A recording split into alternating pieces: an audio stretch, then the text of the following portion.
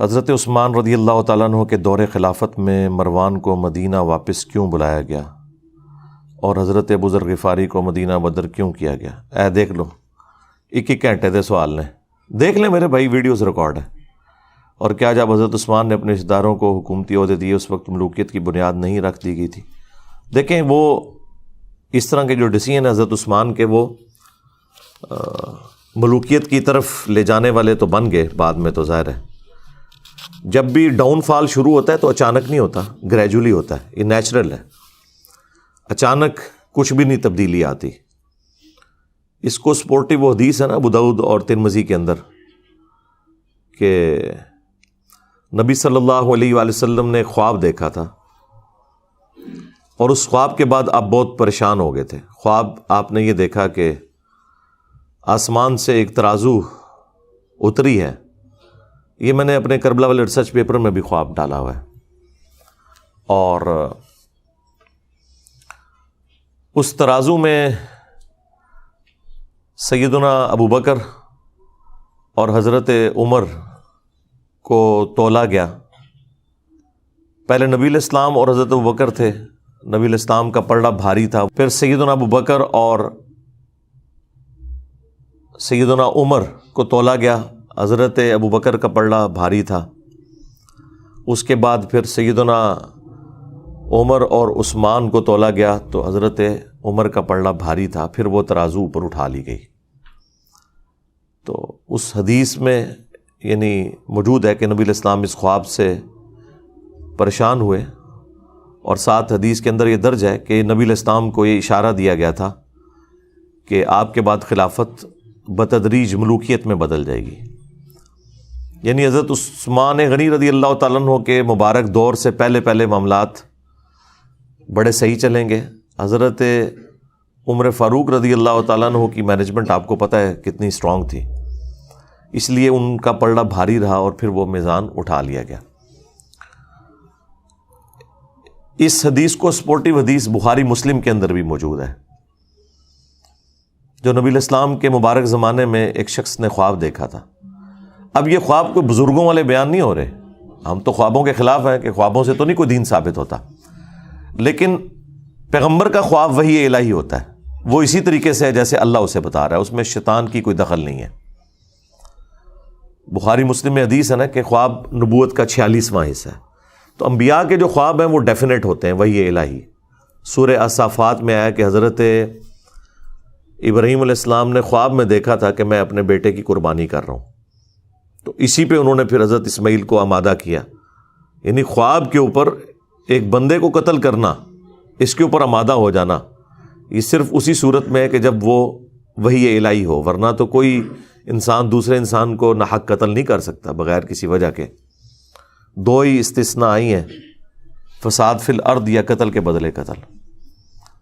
اسی لیے آپ دیکھیں جو حضرت موسیٰ اور خضر کا واقعہ آیا ہے سورۃ الکہف کے اندر، اس میں بھی جب وہ بچے کو قتل کر دیتے ہیں، حضرت موسیٰ علیہ السلام اس پر اعتراض کرتے ہیں کہ تم نے نفس کے بغیر ایک دوسرے نفس کو قتل کر دیا۔ تو وہ تو خیر مسئلہ تقدیر کا ایشو تھا، وہ اللہ تعالیٰ نے فرشتوں کے ذریعے موت لینی ہوتی ہے، چاہے حضرت اسرائیل علیہ السلام آئے یا ان کے بہاف کے اوپر حضرت خضر وہ ڈیوٹی پوری کریں، اس سے کسی انسان کا دوسرے انسان کو قتل کرنا ثابت نہیں ہوتا۔ تو انبیاء کرام کے جو خواب ہیں وہ وحی الہی ہوتے ہیں۔ انبیاء کے بعد بخاری مسلم میں آیا کہ میری وفات کے بعد اب نبوت کی خبروں میں صرف مبشرات باقی ہیں۔ پوچھا گیا مبشرات کیا ہیں، تو آپ علیہ السلام نے فرمایا کہ خواب۔ پھر بخاری مسلم میں ہی آیا ہے کہ خواب کی 3 اقسام ہیں، یا تو اللہ کی طرف سے ہوگا یا وہ شیطان کی طرف سے، اور ساتھ ایک تابعی کا قول ابن سیرین کا نقل کیا ہے امام بخاری امام مسلم نے، انہوں نے اسی کی چھوٹی کیٹیگری بتائی کہ یا وہ نفس کی طرف سے ہوگا پھر خواب، یعنی جو انسان سوچتا ہے بعض اوقات وہی چیز خواب کی شکل میں اسے نظر آ جاتی ہے۔ اور ایٹیچیوڈ یہ ہے کہ جب اچھا خواب دیکھیں اللہ کا شکر ادا کریں، اور اگر کوئی برا خواب دیکھتے ہیں تو آپ بائیں طرف 3 دفعہ تھوک دیں، اور اس کا ذکر بھی کسی کے ساتھ نہ کریں، برا خواب اگر کسی کو آتا ہے تو۔ اب یہاں پر اللہ کے محبوب صلی اللہ علیہ وآلہ وسلم کا خواب میں نے بیان کیا، ابو داؤد سے، ترمذی سے، مسند احمد میں بھی یہ خواب موجود ہے۔ ایک اور خواب جو رسول اللہ کے مبارک زمانے میں آیا، وہ حدیث بخاری اور مسلم دونوں میں ہے، وہ میں نے کربلا والے ریسرچ پیپر میں ڈالی ہوئی ہے۔ اس حدیث میں یہ آتا ہے کہ ایک شخص نے خواب دیکھا کہ آسمان سے گھی اور شہد ٹپک رہا ہے اور ایک سائبان بادل نے سایہ کیے ہوئے ہیں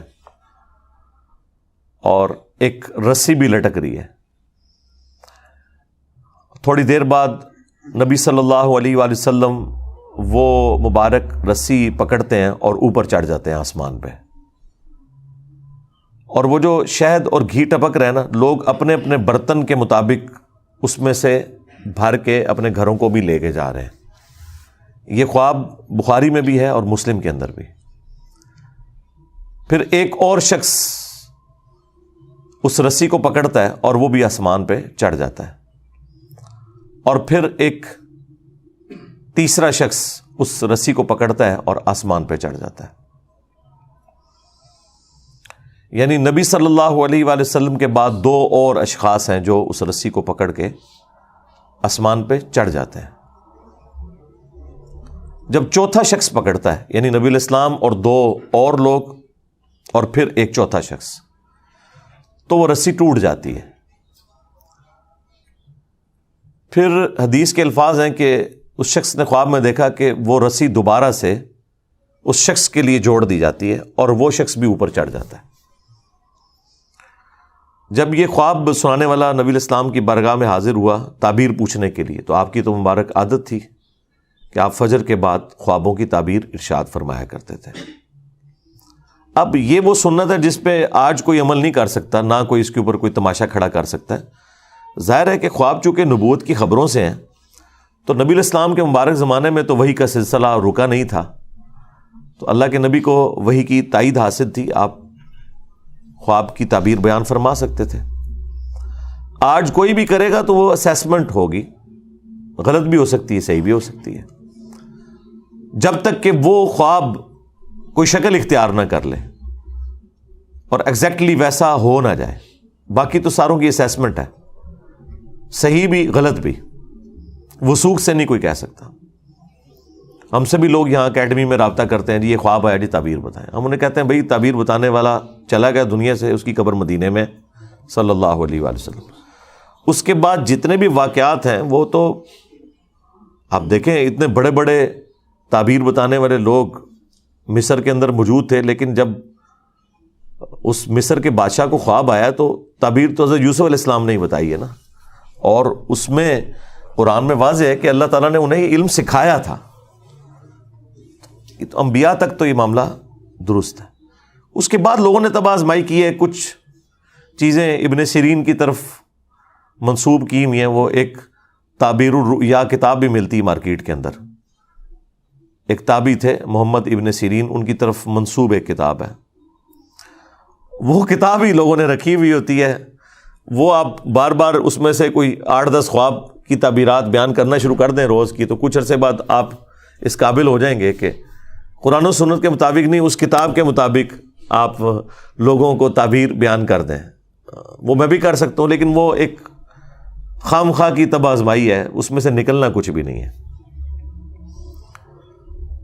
تو جب اس شخص نے نبی علیہ السلام کی خدمت میں یہ خواب عرض کیا، اس سے پہلے کہ نبی علیہ السلام اس کی کوئی تعبیر ارشاد فرماتے، سیدنا ابوبکر نے کہا یا رسول اللہ، آپ اگر اجازت دیں تو میں اس کی تعبیر بیان کرتا ہوں۔ تو نبی علیہ السلام نے کہا ٹھیک ہے کرو۔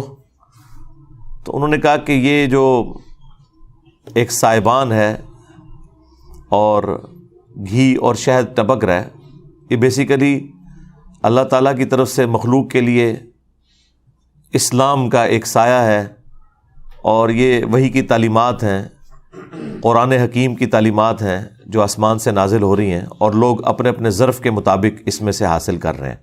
وہ شہد اور گھی کی جو مثال ہے، اور یہ سلسلہ جاری رہے گا یہاں تک کہ آپ صلی اللہ علیہ وآلہ وسلم اللہ تعالیٰ کے پاس چلے جائیں گے. یعنی وہ رسی سے جو نبی علیہ السلام کو اوپر چڑھتے ہوئے دیکھا تو یعنی آپ علیہ السلام کو موت آ جائے گی, آپ اللہ کے پاس چلے جائیں گے. اور آپ کے بعد ایک اور شخص اس سسٹم کو سنبھالے گا,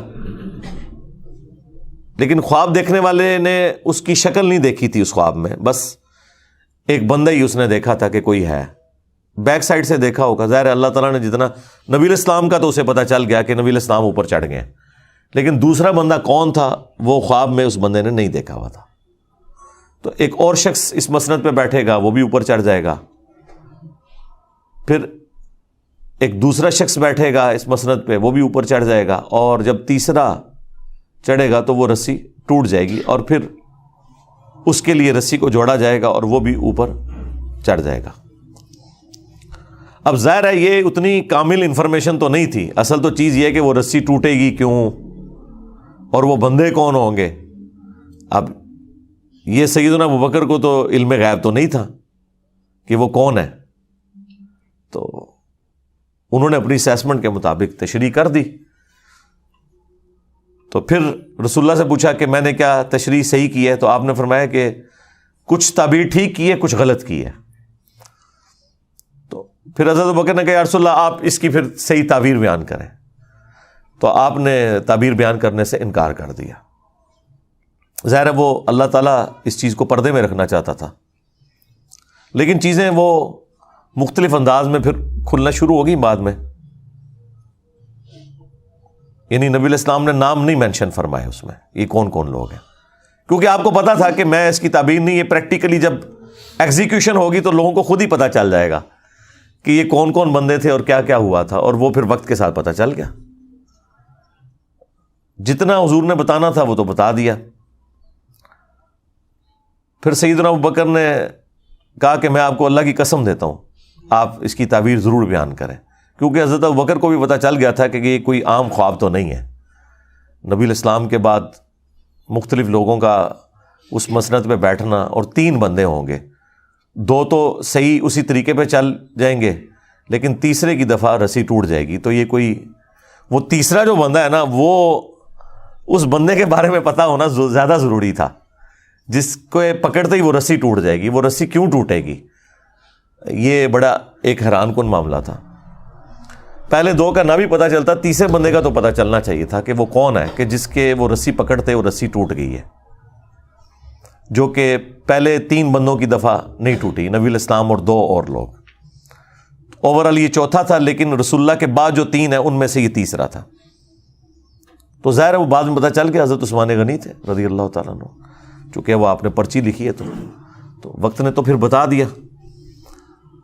ابو داؤد میں ترمذی میں حدیث ہے, میرے بعد خلافت علی منہاج النبوہ 30 سال تک رہے گی. اور پھر وہ راوی حدیث کہتے ہیں کہ گنو, ابو بکر کے 2 سال, عمر کے 10 سال, عثمان کے 12 سال اور علی کے 6 سال. تو وہ تابعی پوچھتا ہے کہ یہ بنو امیہ کے لوگ تو حضرت علی کو خلیفہ ہی نہیں مانتے, بنو زرقا نیلی آنکھوں والے. تو حضرت سفینہ کو غصہ آیا, انہوں نے فرمایا کہ یہ ان کی پیٹھ سے جھوٹ نکلا ہے. سچ تو یہ ہے کہ ان کی جو حکومت ہے یہ شریر ترین بادشاہت ہے. اب بعض لوگ کہتے ہیں کہ حضرت سفینہ نے چونکہ یزید کا زمانہ پایا تھا تو وہ یزید کی طرف اشارہ کر رہے تھے, حالانکہ یہ بالکل غلط ہے, کیونکہ اسی حدیث کا ایک طریق مسند ابی داؤد طیالسی کے اندر بھی ہے اور مصنف ابن ابی شیبہ میں. اس میں آگے الفاظ ہیں کہ وہ راوی حدیث پوچھتا ہے حضرت سفینہ سے, نبی علیہ السلام کے آزاد کردہ غلام سے, کہ اگر خلافت 30 سال تک ہے تو حضرت معاویہ کا اسٹیٹس کیا ہے, ڈائریکٹ نام لے کے. تو اس کا مطلب ہے کہ وہ بات وہیں سے سٹارٹ ہو رہی تھی. تو حضرت سفینہ نے فرمایا کہ معاویہ مسلمانوں کے پہلے بادشاہ ہیں, یعنی وہ خلیفہ راشد نہیں ہے, نہ خلیفہ ہیں نہ خلیفہ راشد ہیں, وہ بادشاہ ہیں. ویسے آپ حکمران کے معنوں میں خلیفہ چاہے شہباز شریف کو کہہ لیں, نواز شریف کو کہہ لیں, زرداری کو کہہ لیں, عمران خان کو کہہ لیں, لیکن وہ جو ایک ٹرم ہے نا خلیفہ کی, وہ اس پہ پورے نہیں اترتے. وہ مسلمانوں کے پہلے بادشاہ ہیں. اور مصنف ابن ابی شیبہ میں الفاظ ہیں کہ یہ لوگ سخت گیر